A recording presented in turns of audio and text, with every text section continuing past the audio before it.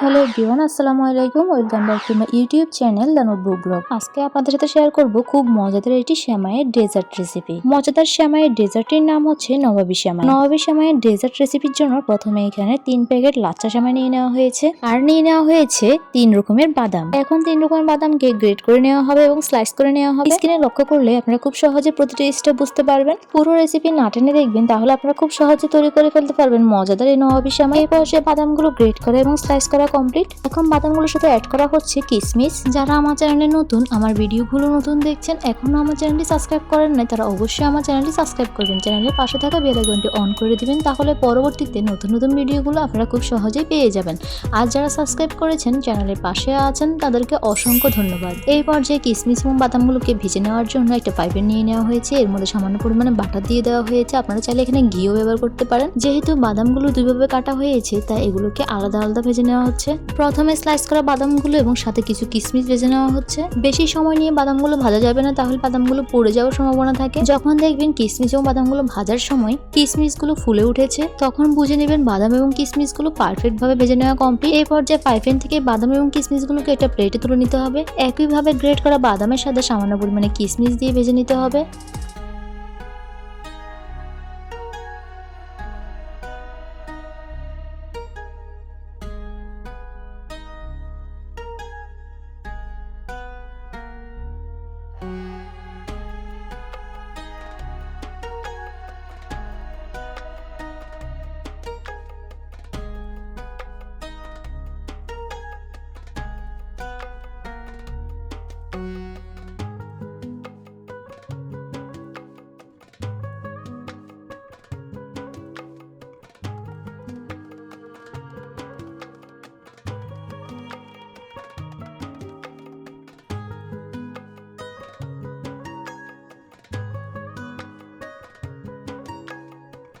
এই পর্যায়ে দুইভাবে বাদামগুলো ভেজে নেওয়া কমপ্লিট। এখন যেই পাইপ্যানে বাদামগুলো ভেজে নেওয়া হয়েছে, সেই পাইপ্যানে 30 থেকে 40 গ্রামের মতো বাটার দিয়ে দেওয়া হয়েছে। এখন চুলার আঁচ মিডিয়াম হিটে রেখে বাটারটাকে গলিয়ে নেওয়া হচ্ছে। বাটারটা গলে যাওয়ার পরে এখন এর মধ্যে 3 প্যাকেট লাচ্চা সেমাই দিয়ে দেওয়া হচ্ছে।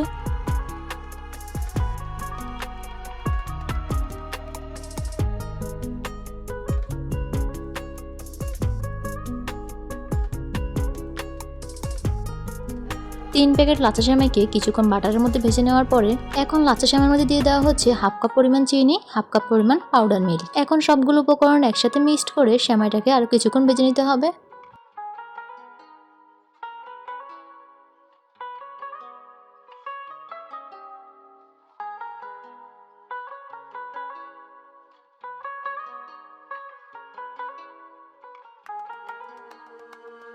এই পর্যায়ে সেমাইটা পারফেক্টভাবে ভেজে নেওয়া কমপ্লিট। এখন এর মধ্যে থেকে অর্ধেক সেমাই তুলে নেওয়া হচ্ছে একটা বাটিতে। বাকি অর্ধেক সেমাইয়ের মধ্যে সামান্য পরিমাণে জর্দার রং দিয়ে সেমাইয়ের সাথে মিক্সড করে নেওয়া হচ্ছে।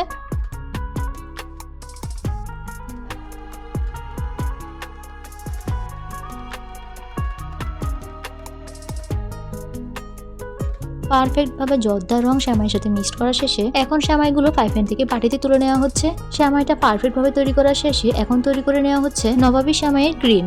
ক্রিম তৈরি করার জন্য প্রথমে একটা পাইপ্যানে 3 থেকে 4 কাপ পরিমাণ লিকুইড মিল্ক নেওয়া হয়েছে। এই পর্যায়ে একটা বাটিতে সামান্য পরিমাণে লিকুইড মিল্ক নিয়ে এর সাথে 2 চামচ কাস্টার্ড পাউডার মিশিয়ে নেওয়া হচ্ছে। এখন কাস্টার্ড পাউডারের সাথে মিশানো তরল দুধটা চুলায় পাইপ্যানে থাকা তরল দুধের সাথে মিশিয়ে দেওয়া হচ্ছে।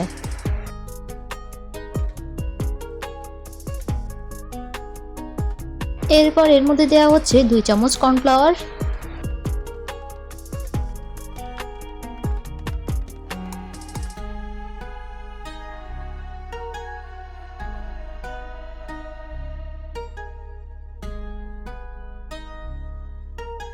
এখন সবগুলো উপকরণ একসাথে মিক্সড করে এর মধ্যে দেওয়া হচ্ছে 1 কাপ পরিমাণ কনডেন্স মিল্ক। এরপর সবগুলো উপকরণ একসাথে মিক্সড করে দেওয়া হচ্ছে 2 চামচ ডানো ফ্রেশ ক্রিম। এরপর সবগুলো উপকরণ একসাথে মিক্সড করে কিছুক্ষণ জাল দিলেই তৈরি হয়ে যাবে নবাবী সেমাইয়ের ক্রিম। পুরো ভিডিও না টেনে দেখবেন, তাহলে আপনারা খুব সহজে তৈরি করে ফেলতে পারবেন মজাদার এই নবাবী সেমাই। এই রেসিপি ফলো করে যদি আপনারা নবাবী সেমাই তৈরি করেন, তাহলে আপনাদের নবাবী সেমাই দেখতে যতটা লোভনীয় হবে, খেতে কিন্তু অসাধারণ হবে। একবার হলো এই রেসিপিটি ট্রাই করবেন। আশা করব আপনাদের পরিবারের ছোট বড় সকলের খুবই ভালো লাগবে।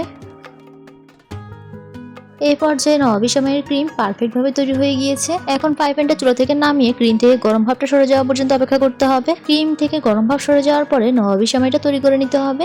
এই পর্যায়ে নবাবী সেমাইয়ের সবগুলো উপকরণ তৈরি। এখন চলুন নবাবী সেমাইয়ের লেয়ারটা তৈরি করা যাক। নবাবী সেমাইয়ের লেয়ার তৈরি করার জন্য প্রথমে এখানে একটা ডিশ নেওয়া হয়েছে। এখন প্রথম জর্দার রং ছাড়া যে সেমাইটা ভেজে নেওয়া হয়েছে ওই সেমাইটা থেকে কিছু পরিমাণের সেমাই দিয়ে একটা লেয়ার তৈরি করে নেওয়া হচ্ছে। স্ক্রিনে লক্ষ্য করলে আপনারা খুব সহজে বুঝতে পারবেন। এখন এই লেয়ারের উপরে কিছুটা পরিমাণে ক্রিম দিয়ে দেওয়া হচ্ছে। ক্রিম দেওয়া শেষে এখন ক্রিমের উপরে গ্রেট করে ভেজে রাখা বাদাম এবং কিশমিশ গুলো দিয়ে দেওয়া হচ্ছে। আর দেওয়া হচ্ছে চেরি ফল।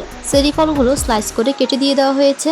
এরপর ক্রিমের উপরে জর্দা দিয়ে ভেজে রাখা সেমাইটা দিয়ে দেওয়া হচ্ছে। এরপর এই লেয়ারটার উপরে সামান্য পরিমাণে ক্রিম দিয়ে সেম ভাবে আরেকটা লেয়ার তৈরি করে নেওয়া হচ্ছে।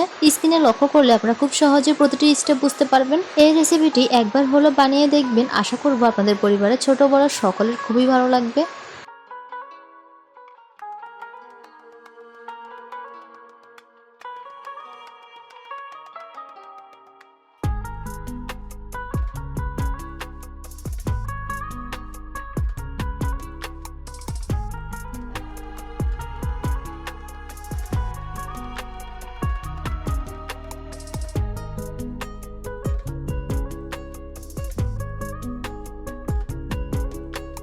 লেয়ার তৈরি করার শেষে এখন সেমাইয়ের উপরে স্লাইস করে ভেজে রাখা বাদাম এবং কিশমিশগুলো দিয়ে দেওয়া হচ্ছে। নবাবী সেমাইটা আরো আকর্ষণীয় করার জন্য চেরি ফলকে কিউব করে কেটে সেমাইয়ের উপরে দিয়ে দেওয়া হচ্ছে। আপনারা আপনাদের পছন্দ এবং সুবিধা অনুযায়ী নবাবী সেমাইটা পরিবেশন করে নিতে পারেন। আমি আমার পছন্দ এবং সুবিধা অনুযায়ী পরিবেশন করে নিচ্ছি। আমি আমার পছন্দ এবং সুবিধা অনুযায়ী দুইভাবে নবাবী সেমাইটা পরিবেশন করেছি। আমি একটা বড় ডিশের মধ্যে এবং ছোট দুটো কাপের মধ্যে পরিবেশন করেছি নবাবী সেমাই। দেখুন নবাবী সেমাইটা দেখতে কতটা লোভনীয় হয়েছে, খেতে কিন্তু অসাধারণ হয়েছে। এই রেসিপি ফলো করে যদি আপনারা নবাবী সেমাইটা তৈরি করেন তাহলে আপনাদের নবাবী সেমাইটা পারফেক্ট হবে এবং খেতে অসাধারণ হবে। এখন নবাবী সেমাইটা তৈরি করার পরে নবাবী সেমাইটা 3 থেকে 4 ঘন্টার জন্য নর্মাল ফ্রিজে রেখে দেওয়া হবে।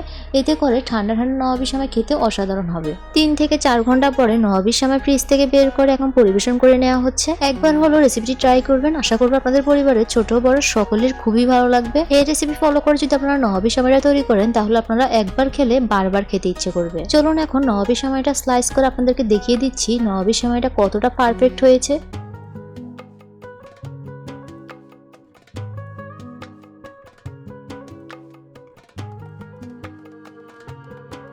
দেখুন কতটা পারফেক্ট হয়েছে নবাবী সেমাইটা। দেখতে যতটা লোভনীয় হয়েছে খেতে কিন্তু অসাধারণ হয়েছে। পুরো ভিডিও দেখার জন্য সবাইকে অসংখ্য ধন্যবাদ। আল্লাহ হাফেজ।